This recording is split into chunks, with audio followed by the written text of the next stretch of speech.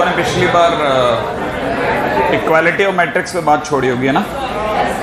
मैं आज डिस्कशन नहीं कर रहा, थोड़ा मैट्रिक्स में आगे चल रहा हूँ ना। इक्वालिटी ऑफ मैट्रिक्स पे कर लिया था हम लोगों ने बात। इक्वालिटी ऑफ मैट्रिक्स के बाद में अपन अगला टाइटल उठा रहे हैं,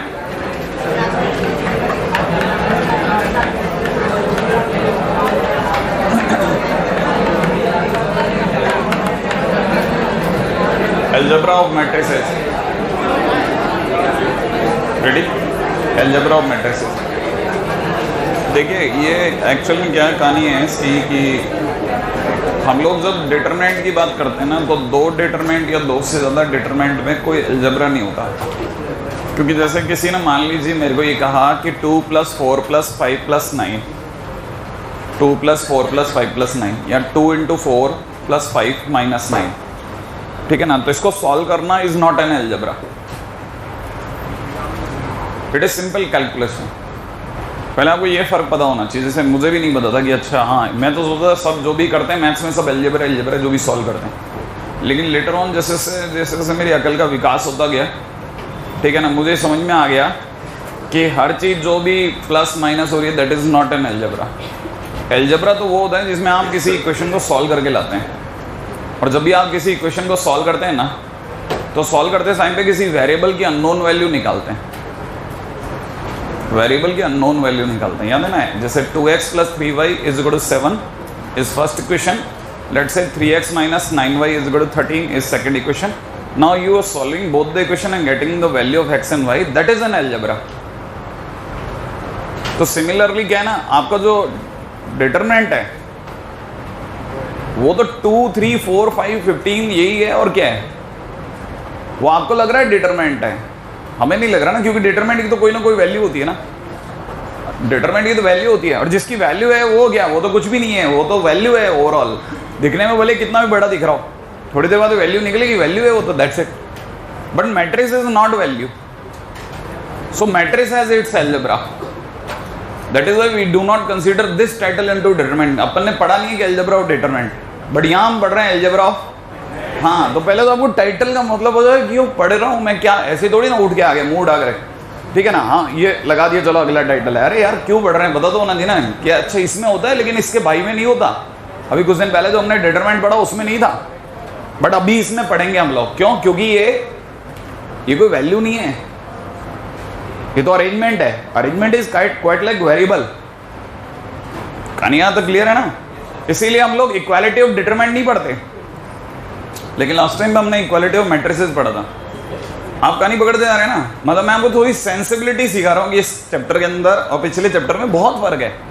दिखने में दोनों काफ़ी हद तक सेम है, बस सिर्फ आपको लगता होगा यार इसका और इसका ही तो फर्क है, क्या फ़र्क पड़ता है ना। ना, वो तो इसकी तो वैल्यू नहीं निकाल सकते, इसकी वैल्यू निकाले तो इसकी डिटरमिनेंट लेनी पड़ेगी, बोल के लेनी पड़ेगी, कहना मतलब एक लिखना पड़ेगा डेट है, नहीं है, आपको लिखना पड़ेगा कि we are taking determinant of that, तब जाकर के आप डिटरमिनेंट की वैल्यू कंसीडर कर सकते हैं, अदरवाइज वो अपनी वैल्यू नहीं देगा।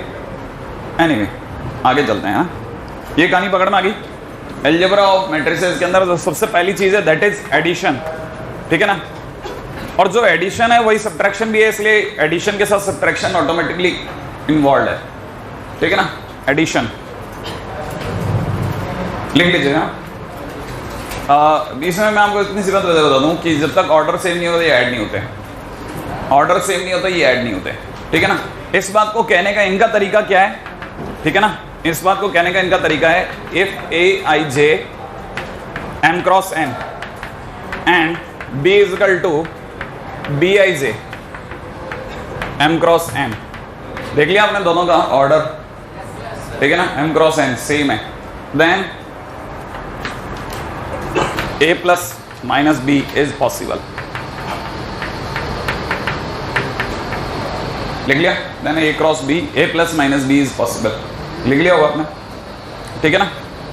ये तो फर्स्ट पॉइंट। इसके बाद सेकंड पॉइंट में लिखेगा and A + B = Aij Bij m × n, ठीक है ना। और आप चाहो तो यहाँ बाजू में ये भी लिखते थे कि order has to be same, order same होना जरूरी है इसमें ना। ताकि एक लाइन के अंदर बात समझ में आ जाए, ठीक है ना। अब इसके बाद में तो आपको पता ही है NCERT elements. First, addition is commutative.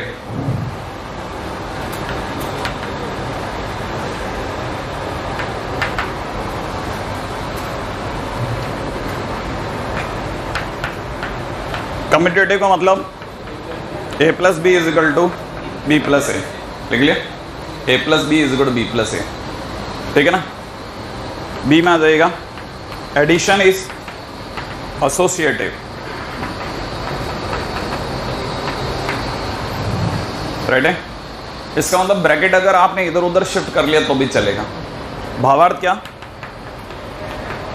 अगर ब्रैकेट इन दो पे लगा हुआ है a plus B plus C, ठीक है ना, then it is equivalent to a plus B plus सी।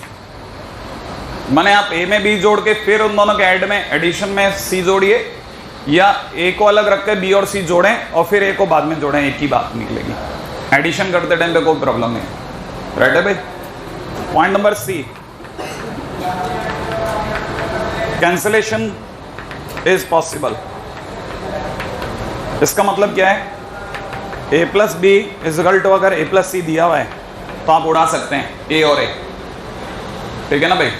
तो फाइनली आपके पास आंसर आ जाएगा b is equal to C, ठीक है। Point number d, if a plus B is equal to 0 then a and b are known as additive inverse to each other.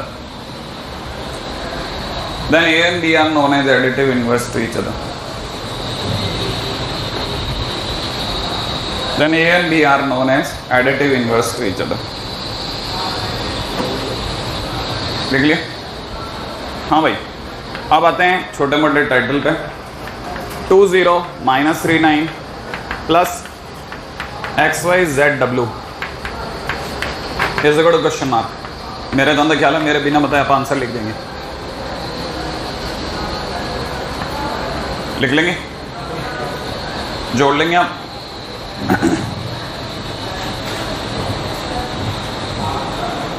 सबसे आसान question है, आप ही कर लीजिए।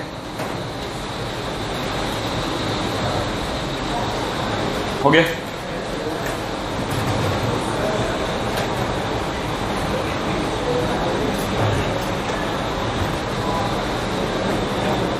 हाँ भाई, किसी का बन गया तो बता देना। बन गया? मैंने कहा ना, इसमें मेरी मदद की जरूरत ही नहीं है। Answer is x plus 2 y नीचे z minus 3 w plus 9, that's it.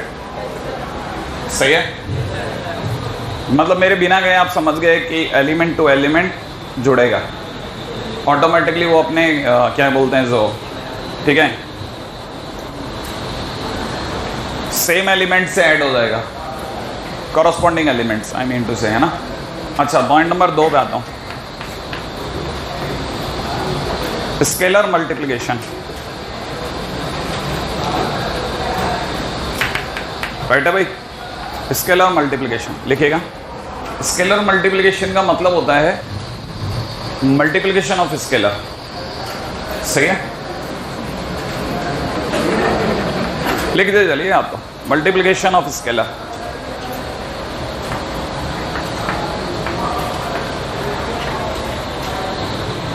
ठीक है, स्केलर मल्टीप्लिकेशन का मतलब मल्टीप्लिकेशन ऑफ स्केलर। अब यहाँ पे एक बात छोटी सी ये बात समझने लायक है कि जब भी आप किसी स्केलर को किसी भी मैट्रिक्स से मल्टीप्लाई करते हैं ना, तो वो स्केलर मैट्रिक्स के हर एलिमेंट से मल्टीप्लाई होता है, वो उसके हर एलिमेंट से मल्टीप्लाई होता है। अब पॉइंट ये नहीं कि वो हर से मल्टीप्लाई होता है, आपको समझ में आ गया। पॉइंट ये कि डिटरमिनेंट में क्या होता है फिर, वो या तो रो से होगा या कॉलम से होगा।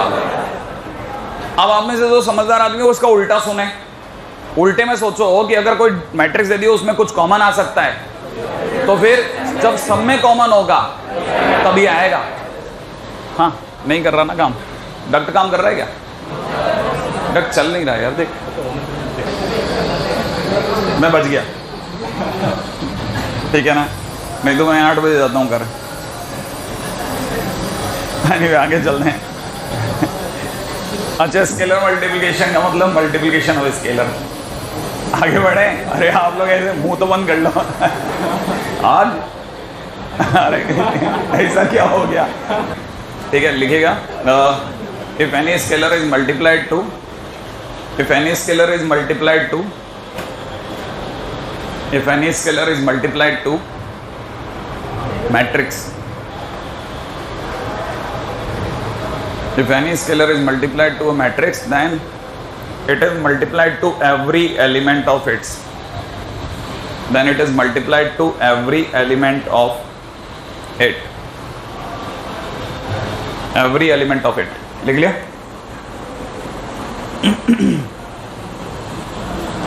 नहीं है समझ में?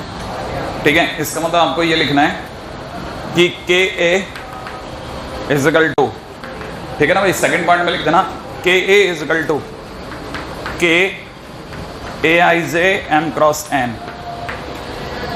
आप ये जरूर सीख जाना, भले आपको मल्टीप्लिकेशन आया चाहे नहीं है। हाँ, आपको पता होना चाहिए के आई जे का मतलब ए आई जे माने हर एलिमेंट, है ना, के माने हर किसी से मल्टीप्लाई होता हो। ठीक है, अब आप मेरे को जबरदस्त वाली चीज सिखा रहे हो।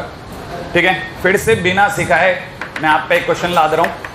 1 - 3 2 6, देन आप मेरे को बताने वाले हो 1/2a। लिख दो आपका आंसर, लिख दोगे? देखा, आप वैसे ही कहते हो अपनी मैथ्स में शक करते रहते हो। सोचो, सिखाए बगैर आंसर आ गया। हाँ भाई, जिन्होंने लिख लिया वो जानते हैं कि इट इज हाफ ए का मतलब हो गया 1/2 - 3/2 एंड इट इज 1 3। सही है भाई। अब आ जाइए क्वेश्चन के अंदर, एक और क्वेश्चन करते हैं।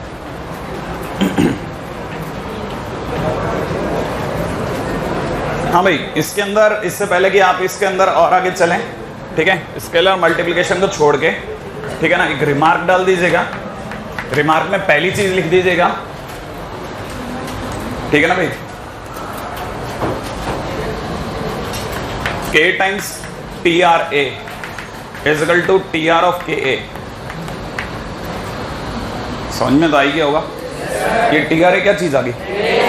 ट्रेस बोले तो डायगोनल का ऐड, डायगोनल का ऐड है ना भाई। तो आप देखो, पहले ऐड करके फिर के से मल्टीप्लाई करो, या फिर मल्टीप्लाई करके फिर डायगोनल का एडिशन करो, एक ही बात आएगी। समझ में आ गया आपको इसका मतलब? ठीक है ना भाई। इसी प्रकार से k times diag d1 d2 d3 is equal to diag, ठीक है, k d1 k d2 k d3। थोड़ा डरावना बनाया है, उम्मीद है आप समझ गए होंगे। क्या आपको याद आ गया डायग क्या आ गया? d1 0 0 0 d2 0। सही है भाई। अगला वाला, अगर बाय द वे मैंने k से मल्टीप्लाई कर दिया तो k को जैसे मैं बाहर लिखूंगा ऑटोमेटिकली k इन्हीं से मल्टीप्लाई होगा और किससे होगा? 0 को तो क्या बिगाड़ लेगा। और अगर ये ऐसा हो गया तो अपन इसको वापस कैसा लिख देंगे? ऐसा। सही है, मतलब मैंने सिर्फ एक हिंट दी है कि ऐसा बराबर है। हाँ भाई, अब मेरा क्वेश्चन क्या है? अभी तक पढ़ी दोनों चीजों से मिक्स क्वेश्चन, एक सिंपल सा, और ये भी मैं कोशिश कर रहा हूं कि आप ही से बनवा लो। फाइंड x, y इफ, अब इफ में चलो, 2x - y 6 - 6 0 -4 2 and 1 and it is x plus 2y is equal to 3 2 5 -2 1 -7। करिए।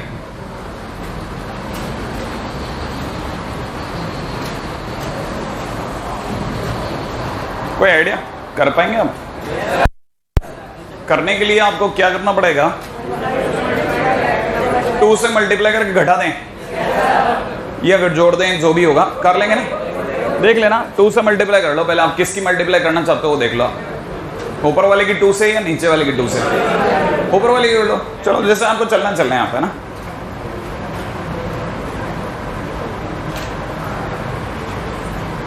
इसका मतलब सोचा आप एनसीईआरटी लेवल तक की चीजें तो हम यूं उठा के फेंकते हैं, जिसमें बस सिर्फ आपको बेसिक आइडिया हो जाए, एक बार कोई बता दे थ्योरी, फिर आप आराम से निकाल दो गाड़ी।